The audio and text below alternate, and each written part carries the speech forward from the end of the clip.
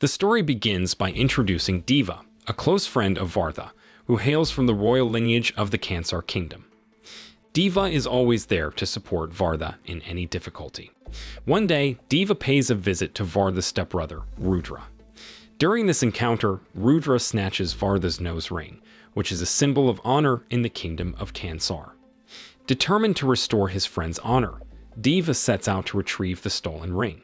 However, Rudra imposes a daunting condition that Diva must defeat the kingdom's strongest wrestler, who has recently emerged victorious in all arena battles. Despite his smaller stature, Diva remains undaunted. Instead of relying on sheer strength, he devises a clever plan involving electric cables. As the fight is about to begin, Diva lures the wrestler into the trap he's set, causing him to be electrocuted. Surprising everyone, Diva emerges victorious, triumphing over a wrestler 3 times his size. His unexpected victory leaves the onlookers in awe, as they hadn't anticipated Diva's ability to overcome such a formidable opponent. As per the agreement, Rudra finally agrees to return Vardha's nose ring. However, one day, royal emissaries come to eliminate Diva and his family, even threatening to dishonor his widowed mother. Thankfully, Vardha intervenes, offering a prestigious bracelet to his father's subordinates in exchange for leaving Diva's family alone.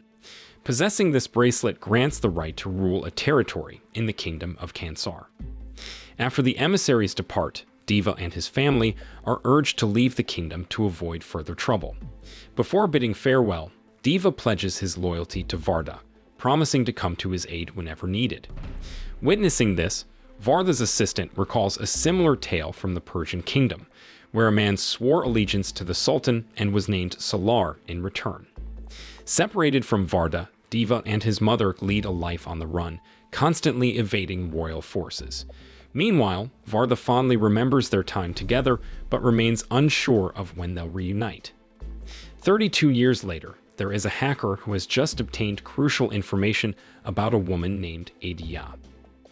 Adya is traveling from America to India, unaware that she's being targeted by leaders from the kingdom of Gangster, particularly Abhilama, a loyal servant to the royal council. Upon hearing this, Abhilama quickly mobilizes 2 trusted gangsters to capture Adya alive. Meanwhile, Adya's father panics upon learning of her trip to India. 7 years ago, they fled to America after being branded as traitors by Radha, the ruling council of Gangster. He fears for his daughter's safety and reaches out to his friend Bilal for help in hiding her from Abhilama's henchmen. Initially hesitant, Bilal feels indebted to Adya's father and reluctantly agrees to protect her. Bilal rushes to the airport, where he attaches explosive devices to the gangsters' cars that are on standby there, and he also disables one of them to hijack the vehicle. At the same time, the gangsters intercept the taxi with Adya inside, causing chaos. Luckily, Adya ends up in the car Bilal hijacked, and he swiftly drives her away, setting off the bombs he planted. Not long after, Bilal takes Adya to a coal mining town near Myanmar's border. There, he hands her a phone to call her father. Concerned for her safety, Bilal warns Adya about the dangers she might face. That night, he suggests she disguise herself and become an English teacher in the town, where Diva's mother is the headmistress. Initially hesitant, Diva's mother agrees to let Adya teach, but with a tough condition. Adya must make her students feel comfortable within 3 days, or she must leave on the 4th. Before starting, Diva's mother advises Adya to educate the children well, hoping they'll grow up to be good children like Diva. Meanwhile, Abhilama appears deeply concerned about Radha's deteriorating health, as she refuses to eat due to her intense grudge against Adya's father. This renders Radha frail and feeble. Despite this, Abhilama assures that revenge will soon be exacted. At the same time, Abhilama's henchmen deceitfully eliminate their own comrades, falsely implicating Adya in their deaths to the police. Consequently, Adya is swiftly added to the police's wanted list, with the collaboration of the US ambassador facilitating her capture. Surveillance cameras across the city are scrutinized, and every passing vehicle is tracked. Abhilama, driven not only by vengeance against Adya's family, but also by the desire to apprehend the most wanted fugitive by the kingdom of Kansar. The following day, Adya assumes her role as an English teacher. However, she faces setbacks as mischievous students lock her out of her room. Upon arriving at the school, she faces difficulties again because all the children there refuse to study and choose to play outside the classroom. Reluctantly, Adya persuades them to return to class, only for the dismissal bell to ring as soon as they gather. After school, Adya witnesses Diva's mother confronting a disrespectful parent of one of her students. Losing her patience, Diva's mother publicly slaps the parent, leaving Adya astonished. An employee of the school explains that Diva's mother is deeply invested in the welfare of the children in the mining area. She established the school to offer them a brighter future, striving to prevent them from following their parents' footsteps as laborers. However, she faces resistance from the townspeople in her efforts, so she has to be firm. On the other hand, Diva and his mother have contrasting personalities. Diva is known for his kindness and gentleness, often seen playing with the local children to relive his childhood memories with Vardha. That evening, Diva returns home late from his work at the mines, only to find his mother visibly upset. She fears that her son might revert to his past, where he was once a ruthless fighter, driven purely by survival instincts. The next day, Adya resumes teaching in the classroom. But once again, these students cannot be controlled, which makes her angry. Observing the chaos, the principal intervenes and instructs Adya to go to the market to purchase a lamp. While at the market, Adya finds herself surrounded by 4 thugs, prompting Diva's intervention. He confronts the thugs, urging them to leave Adya alone. However, instead of backing down, the thugs taunt him. Luckily, a passing police car deters the thugs, forcing them to scatter. Meanwhile, Diva is struggling to contain his emotions, his grip on an iron pole so tight that it breaks. It's revealed that Diva has been concealing his true strength all along. At a port, Abulama's henchmen are engaged in smuggling drugs with the mafia, planning to transport the goods through Nepal. The drugs are stamped with the Kansar symbol before shipment. When a customs officer notices suspicious activity, he becomes fearful upon seeing the Kansar symbol. He even contacts the governor, the chief of police, and all his subordinates to not interfere with the drug shipment due to the kingdom's power. On the other hand, Diva joins in celebrating a little girl's birthday. However, a small fire breaks out when a child accidentally topples a candle while Diva is about to cut the cake. Seeing the flames and Diva holding a plastic knife, his mother becomes frightened and immediately grabs the knife. Meanwhile, Abulama's henchmen distribute Adya's photo across India, including those living in the mining areas, offering rewards for information leading to her capture. Soon after, they locate Adya hiding in the mining area and prepare to apprehend her. At the same time, Adya is tasked with delivering food to Diva at his mother's request. However, upon reaching the mine, she is seized by workers colluding with the gangsters. Witnessing this, Bilal, who is present, urges Diva to rescue her, knowing his formidable strength. Despite his initial hesitation due to a promise to his mother, but this time his mother allows it for Adya's safety. As Diva swiftly dispatches the gangsters, bystanders are left in awe, marveling at his unparalleled strength. Even Adya is impressed by his display of prowess. However, Diva's mother senses imminent danger and decides it's best to flee with her son until things settle down.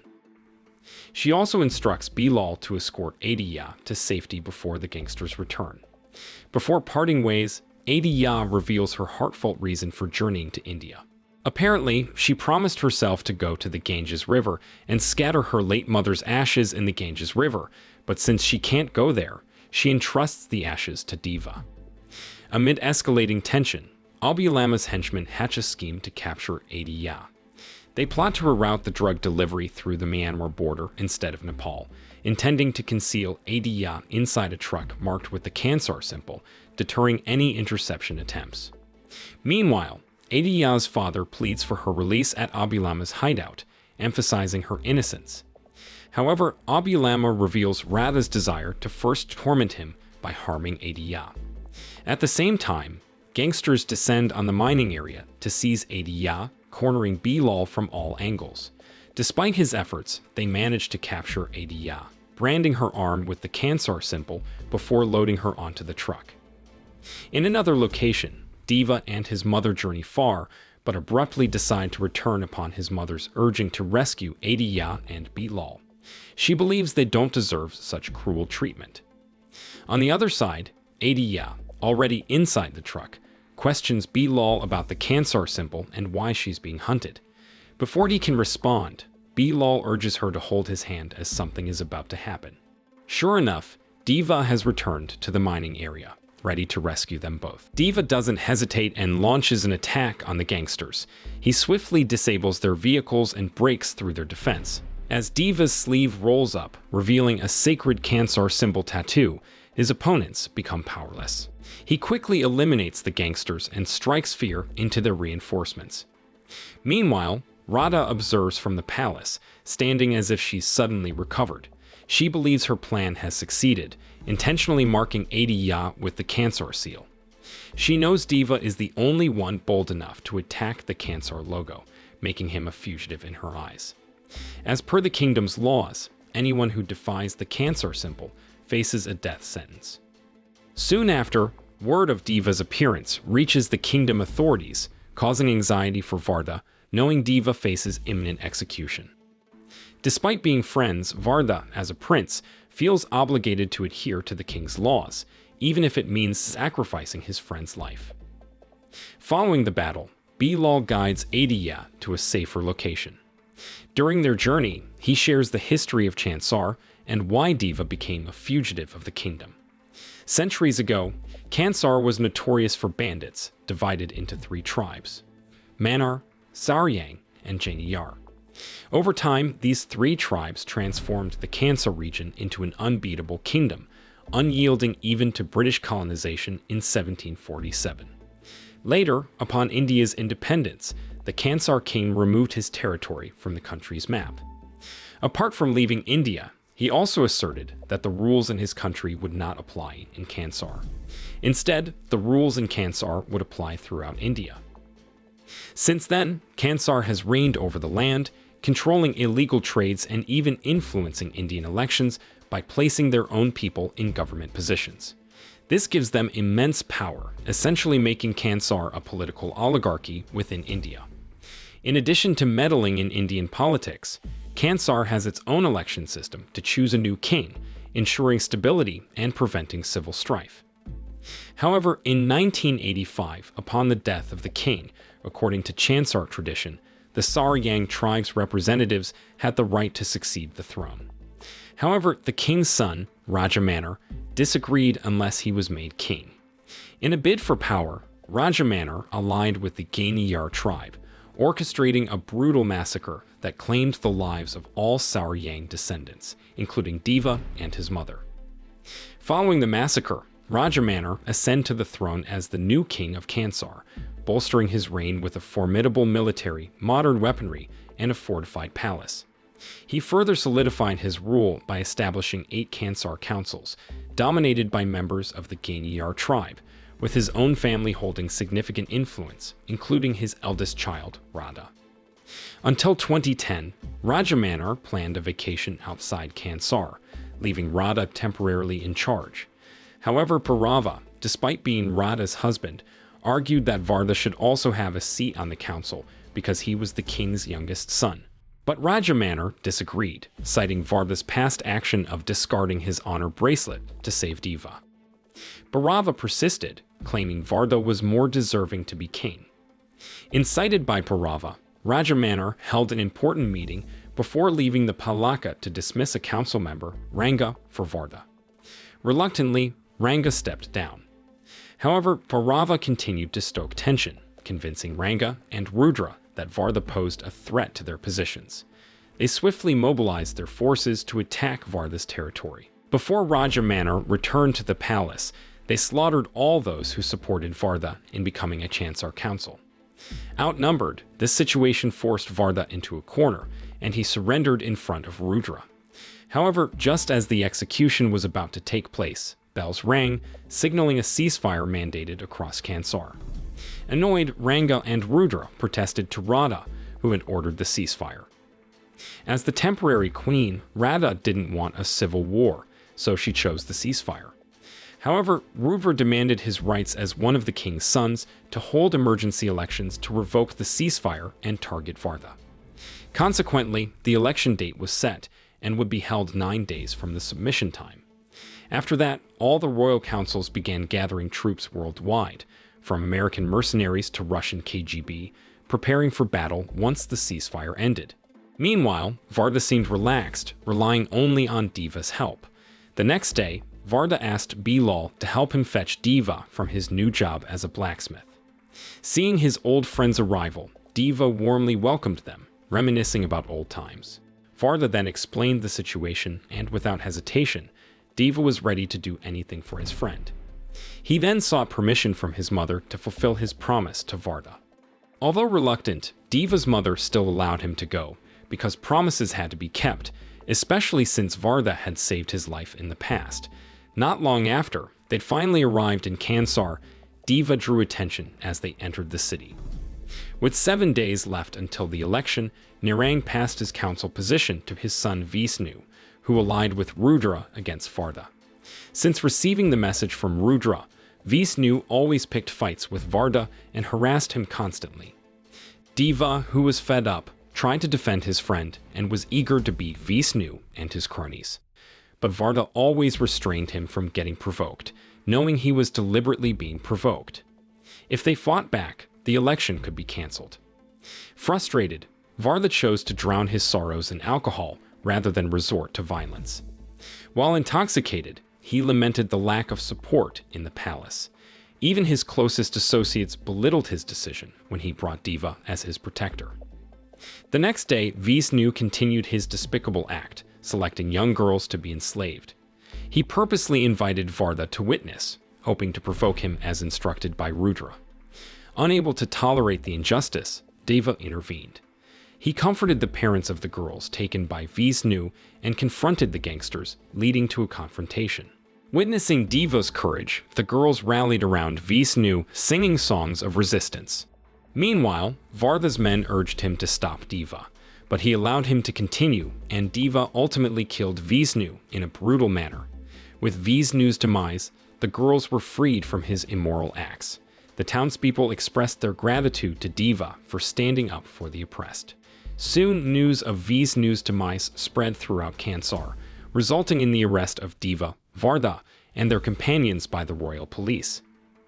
As they were taken to prison, Diva apologized for his impulsive actions. However, the authorities proceeded with the election and the ceasefire, since Vardha wasn't responsible for Vishnu's death. Canceling the vote wasn't legally possible, but if Nirang sought revenge for his son, Vardha's life would be in danger and the election disrupted. The authorities couldn't allow this. On the other hand, Ranga urged Rudra to stop Nirang from seeking vengeance, as he wanted to deal with Vardha himself. But Rudra remained silent, feeling that his plan was disrupted because of Diva's presence. Meanwhile, Nirang and members of his tribe held a funeral ceremony for Vishnu. Nirang seethed with anger, eager to avenge his son by killing Vardha. However, Radha intervened, reminding him that Diva was the one responsible for Vishnu's demise. A few days later, Vardha and Diva were brought to the Kansar court. As the trial proceeded, Nirang took a sword and intended to kill Vardha. Not staying silent, Diva pleaded for Nirang to kill him instead, but Nirang ignored him. As Nirang raised his sword, suddenly Diva severed his hand. Diva then warned everyone not to disturb Vardha anymore. Fearing Diva's strength, the councils retreated, and Diva returned to prison, facing a death sentence along with Vardha's companions. In jail, Diva apologized for exacerbating the situation, while Vardha expressed regret for involving him in the kingdom's turmoil. 2 days before the election, Ranga strengthened his alliance with Rudra. It turned out that all this time he had been experimenting to create zombie troops thirsty for human blood. Because he was confident that the voting results would lead to civil war, these zombies could help him win that war. The next day, Rudra visited Vardha in prison, pressuring him to choose war over ceasefire. He warned of dire consequences if Vardha defied him. Not long after, Radha came to visit Vardha.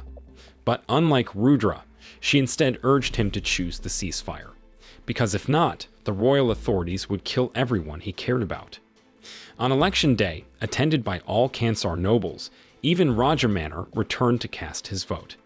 With a tied vote, Vardha became the tiebreaker and surprisingly chose war. The ceasefire was lifted, signaling the onset of a civil war to determine the next ruler. Displeased with the outcome, Radha mobilized her troops to apprehend Vardha's allies. Meanwhile, Vardha was brought to Ranga's zombies' den. Suddenly, Ranga covered Vardha's body with a mix of blood and oil, triggering the zombies to pursue him. On the other side, Diva was about to be executed along with everyone associated with Vardha. But before the execution, he asked the executioners to sharpen their swords again because the weapons were not sharp enough to decapitate heads. While they were busy sharpening, Diva approached a palace psychic. Then he asked him to create a tattoo that would later be known as the Kansar symbol. After the tattoo was done, the executioners swung their swords and prepared. At the same time, Vardha was still facing the zombies. However, when he was cornered, someone lured the zombies with a strong smell of blood. And it turned out to be Diva, who had just escaped from the death sentence. Then, with his 2 swords, he brutally killed them. Diva then handed a weapon to Vardha and proposed they fight together against the zombies.